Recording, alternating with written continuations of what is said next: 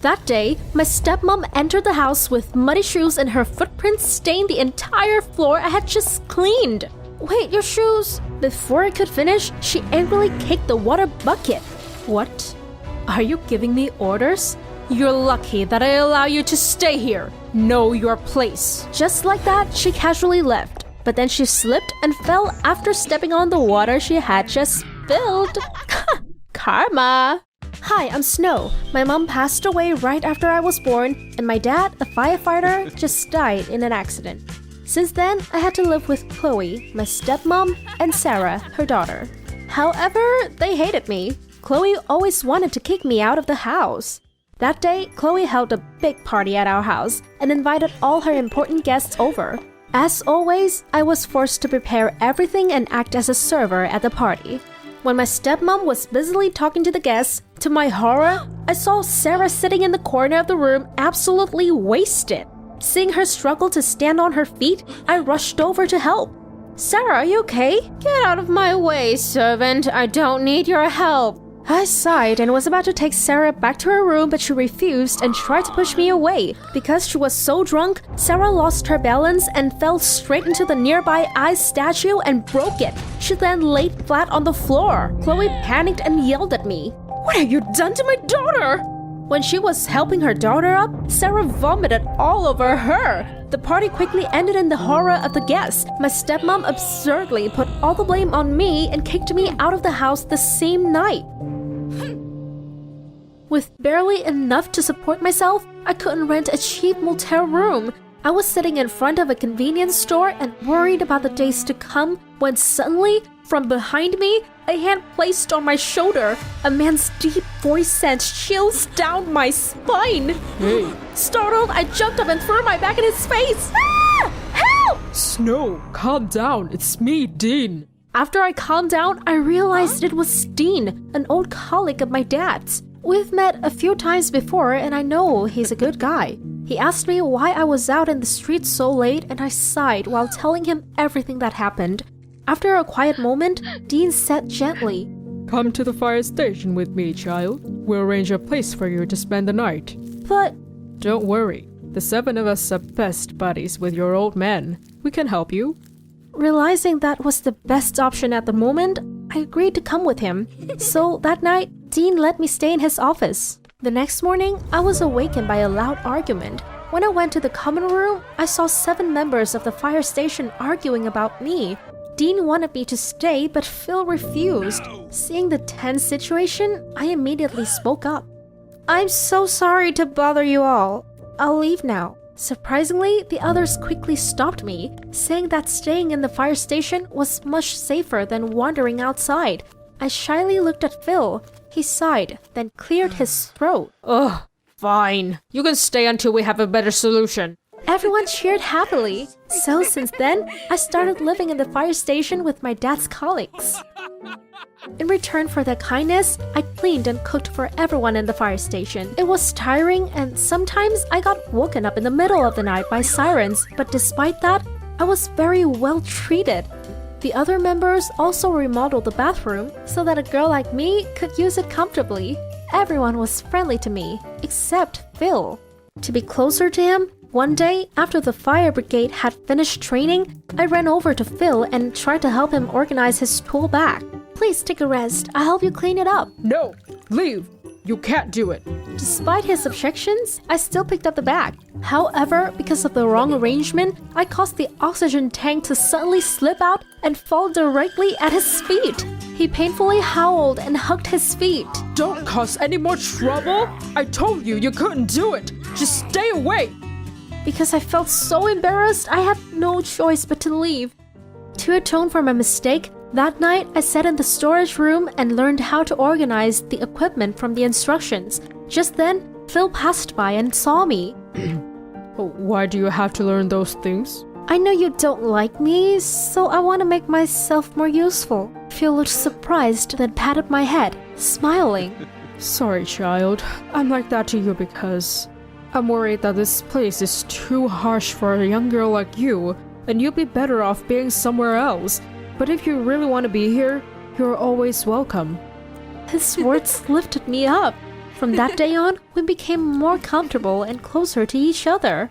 One day, when I was changing in my room, suddenly someone burst in. It's Sam, the most handsome boy in my school. Somehow he was being chased by countless girls. But what the hell is he doing here? I screamed in panic and threw things at him. Stop! I'm the one who should panic. What are you doing in my dad's office? What? Your dad's? Turns out, Sam is Dean's son. Every weekend, he went to the fire station to deliver clothes or personal items to his dad.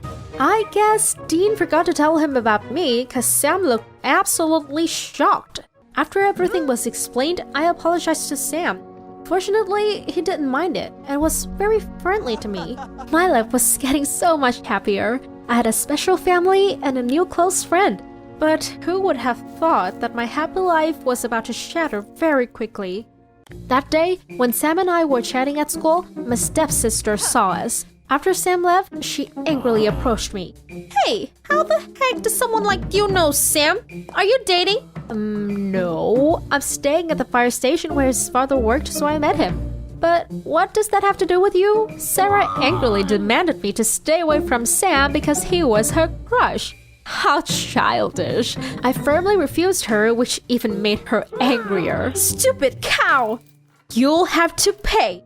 I didn't care about her threat until the real trouble came. My stepmom called the police and accused Dean of luring me out of the house. Not only that, she also spouted lies that he locked me in the fire station.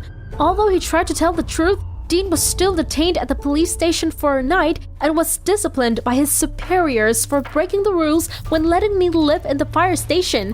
And worst of all, I was sent back to live with my stepmom, who was trying to make my life hell. As soon as the people from the child protection department left, Chloe revealed her true form. You can't escape. I'll ruin your life and make it even more miserable than before. She laughed evilly, but little did she know, I was recording the whole conversation. Happy to have the evidence, I quickly got up to leave, but accidentally dropped the recorder from my pocket. When I picked it up, Sarah quickly tried to snatch it. Insolent brat, how dare you set us up! Enough! I'll never tolerate your cruelty anymore! During the struggle, we unfortunately knocked over a nearby candle holder, causing it to ignite the whole place. Although the fire spread very quickly, Chloe and Sarah still tried to take the recorder from my hand. In the end, all three of us collapsed from inhaling too much smoke.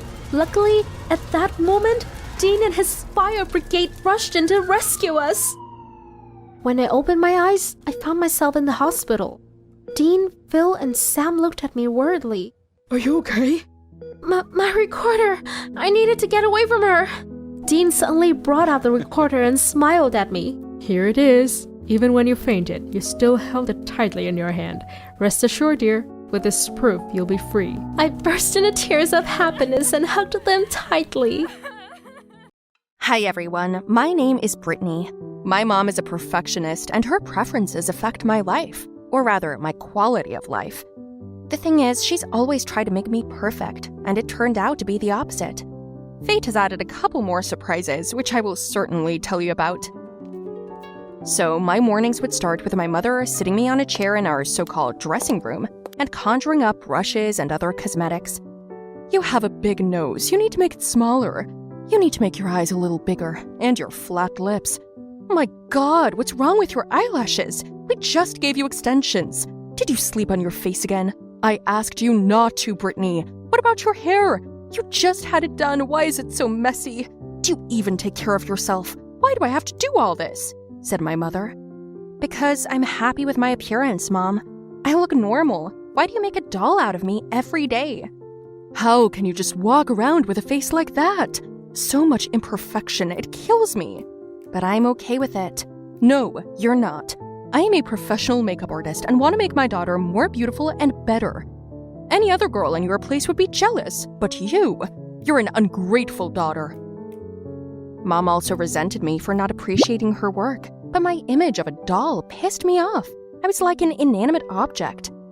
My friend, a scientist engineer whom I rarely saw, always said I would someday be able to earn money for my appearance. He was partly right. We met one day after school, and he showed me a picture of me at his house. What the hell? It's not like I've been in your house, even though we've been friends for 7 years.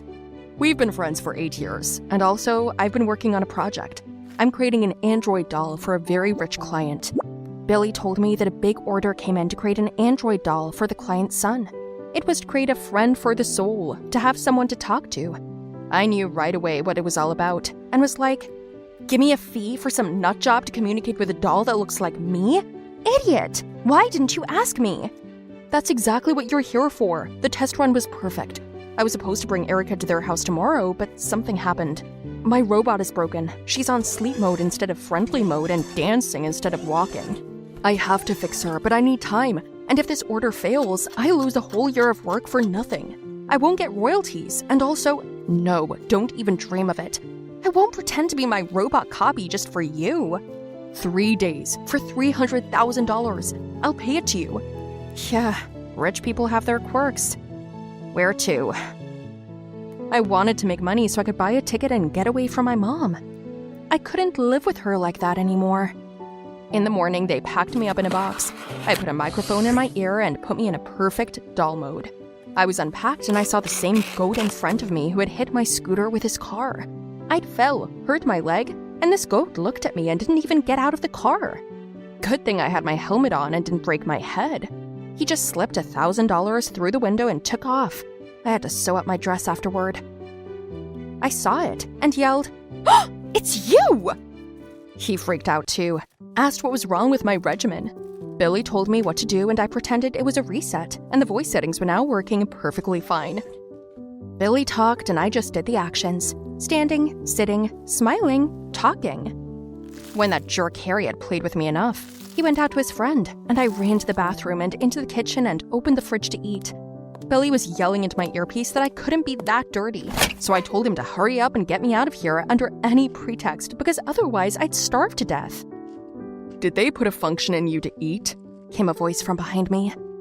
I froze and spoke into the microphone. Psst, psst, but I couldn't be heard and I couldn't hear. The earpiece fell to the floor, caught in my hair, and Harry noticed it. He wanted to pick it up, but I realized I'd stepped on it with my foot and I had to improvise. Oops, Harry. All the malfunctions have been fixed. The system is now working properly, and an update is expected in 5 minutes. I have to get into a comfortable position, I said, no longer able to stand like a robot. Harry led me into the bedroom and I lay flat on the bed, thinking I'd rather sleep this time. But suddenly, Harry lay down next to me. My heart almost stopped. "Harry, what are you doing here?" "This is my bed." "I see." I started to move, unnoticed by him, and almost fell off the bed. Reflexively, I screamed and he caught me. His eyes became so round with surprise. It was like he was scared of something, and I thought it was me. But he put me down on the bed again, and then he looked at my hands. Harry shouted that he had no reaction to me and cheered like a child, and I couldn't understand what he was talking about. Harry turned on a movie and we watched a comedy. I laughed heartily, and only then did I realize he was looking at me. Shit, Brittany, you're forgetting yourself. Why are you looking at me like that? I'm glad you're here. What? Glad? Is he that lonely? No friends at all? There was a scary moment in the movie, and I clutched at his hand and our gazes met. He almost kissed me, and thank goodness my dorky friend came to pick me up for a tune-up. Ugh, I avoided that one. I went back to Harry in the morning and found him lying unconscious on the floor, and he had weird swelling in his throat. I freaked out and called an ambulance. The doctors who arrived on the scene said they'd known him for years, that Harry had a psychosomatic condition, in the form of an allergy to people, to touch. That meant he was getting severe laryngeal edema and could suffocate. I couldn't believe that Harry sent me to him knowing about the problem. It could have been dangerous for him. While he was in his room under medical supervision, with gloves on, I fished Billy out and yelled at him and told him I wouldn't be a part of this, that it was dangerous, that I might kill him sooner or later. Billy understood me and said he'd fix it. So I went to Harry's house to say goodbye, staying far away from him. He came to his senses and smiled at me. Harry said he was fine with me there. He cried and I wiped his tears away, and he grabbed my hand and pulled me toward him. "I wish you were real," he told me. "I have no one but the uncle you saw. He was worried and decided to order at least you because I'm too lonely. That's probably the best gift he ever got me. I want you to be with me always." Harry held out a ring and put it on my finger. He told me it was his grandmother's ring and he wanted me to have it. I couldn't hold back my tears, kissed him, and then quickly pulled away. Billy arrived then, reporting another malfunction. Harry was nervous and worried. I was taken away, and I just mentally said goodbye to him. So 3 months passed, and I felt bad. Only my ring reminded me of those days. I took off all my hair extensions, despite my mother's owls, because I was tired of the falsity and the lies. I gave the money back to Billy. I just couldn't accept it and go on with my normal life. One day I was riding my scooter, and at a light, I got hit again. I turned around and it was Harry. This time I wasn't wearing a helmet. He saw me and was surprised, and I was pushing on the green on the road and trying to hide from him. We drove so fast. I drove through the alleys trying to confuse him, but eventually he blocked my way, and I had to stop at the dead end of a narrow street. I was scared and I didn't know what to do. Harry slowly approached me. He noticed the ring on my finger and shouted that I had tricked him. He felt sick again. He began to choke and fell to the ground. I took a shot out of my purse and injected it into his arm, then started CPR. He came to, but he was angry and left, and I was left alone in tears. Another 1.5 months passed, during which time my life became even worse. My mother nagged me every day. I flatly refused to wear makeup and do as she wanted, and it annoyed her. "I'm tired of being the mother of a freak. Then don't be my mother." Mom swung to slap me, but suddenly, Harry came in through the window into the room and stood up for me. He hugged me, and I saw that he had no reaction and calmed down. Harry told her that she was a stupid mother for not noticing how beautiful I was. He took my hand and walked out with me. "I got a call from your friend, Billy. He told me everything." "What did he tell you?" "That you didn't take the money, that you didn't know I was sick, and that you chose to leave as soon as you found out. But I came to see for myself about something." "What is it?" Harry kissed me. It was a sudden and long-awaited kiss. I watched his breathing anxiously, but it was okay. I remembered what Billy had said about Harry's illness being psychosomatic, and that it would only go away if he wanted it to himself, and only with the people he let in. So he decided to let me into his life. I now feel beautiful with my imperfect appearance, just as it is. Isn't that happiness? As for my mother, she gave up trying to do anything with me and switched to the cat Harry gave her. They both found each other, just like Harry and I did, and I'm really, really happy about that. Tell me guys, did you like my story? Write your opinion about it in the comments below the video. Don't forget to like it, share the video with your friends, and subscribe to the channel.